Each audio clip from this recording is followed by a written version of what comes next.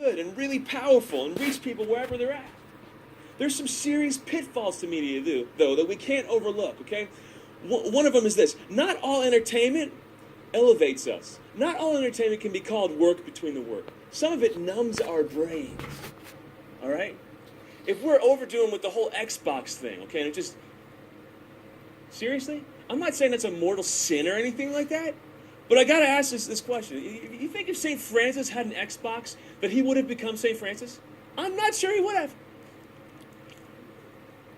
John Paul II. I mean, the guy could speak into any issue in the world. He read all the time. He was really smart, really engaged in life, really engaged in the world. If he had an Xbox and played it 4 hours a day, would he become John Paul II and change the world? Probably not. All right, so if we're over-distracted from media, it becomes a negative. Another negative, the opportunities for sin are through the roof. You know, I'll point out one way this happens is in regards to lust, pornography. 90% of kids have seen it before they're 16. Now, when I was a kid, if someone wanted to get their hands on porn, it took a lot of work. We had a video store with something called VHS tapes that were like this big, okay? There was a back room in the video store that had adult movies over the wall. And every once in a while, you'd see some dude coming out of that room with a big bag like this. You know, like, it'd be a serious weirdo. They're really, like, committed to this whole thing to get into it. Now you know how easy it is? Again, Droid. It's in the palm of everyone's hand. Porn industry sends out 2.5 billion emails per day. Whoa.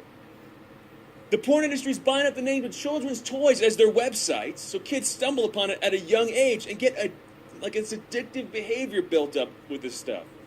All right, by the way, if that's you, if you've seen this stuff, it's hard to stop looking at it. Addictive, are you serious? Yeah, sin does not play nice with you. You're either the master or the slave when it comes to sin. Amen? All right? Tell your parents to put a block on your computer. If there's a block on it and you've broken through the password because it's your name, tell your parents they're stupid, but in a nice way. All right? That's embarrassing, yeah, I know, but Jesus never said that following him would be easy. It's okay to do stuff that's embarrassing. All right? So 2.5 billion, this stuff's everywhere. We're inundated with it, okay? On regular TV, we see it too. 82% of the shows most popular with teenagers have sexual content. Only 10% of the time does it mention anything having to do with responsibility when it comes to that sexual content. Whoa. You think that doesn't impact you? Think again. There was a study done, it's published in Pediatrics, of 1,700 kids. Showed that kids who watch TV shows with a high amount of sex content progress 2 times faster sexually. So you are what you eat. It doesn't just apply to food, it applies to the stuff you put in your brain too. You know, another way it opens a pathway for sin, people do stuff online and in the digital world that they never do in real life. 22% of teenage girls said they sent electronic messages that were nude or semi-nude pictures of themselves. 22%. 37% of teenage girls have sent sexually suggestive messages about themselves through text or through instant messaging. And they don't grasp that this stuff might be like on someone's Facebook page. Someone might do a Google search of you when you're looking for a job when you're 20. This stuff has serious real-life implications. Another way we see people doing stuff online that they'd never do in real life, when it comes to anger or cyberbullying or confrontations they have with people. I'll tell you what, in the emails and messages I get because of the work I do for the church, I mean, some people go off, and every once in a while I reply without going like, I'm not going to get into your issue, but I just want to point out, I'm a person. I'm not embodying some idea that you hate. You got something intelligent to say? Let's dialogue. And it's every once in a while, 10% of the time, it totally changes their tone. Right? So we forget. We just go off on people like we're going off in the car, like in traffic, whatever. Not, you don't deal with that yet. There it is.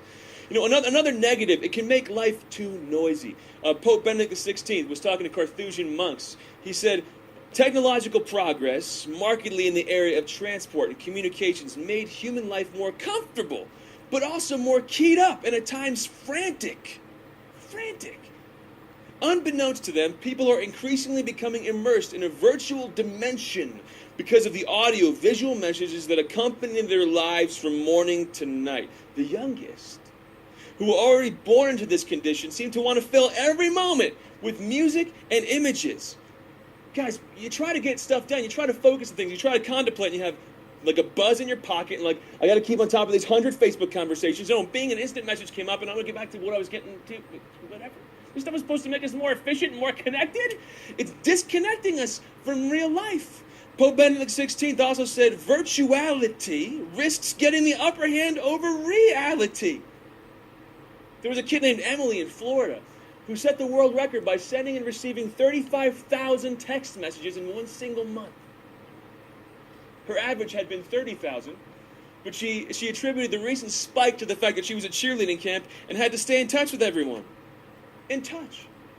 If you're that immersed in virtuality, let me tell you right now, you are out of touch with everything that matters. You're out of touch with God shouting to you through the events of people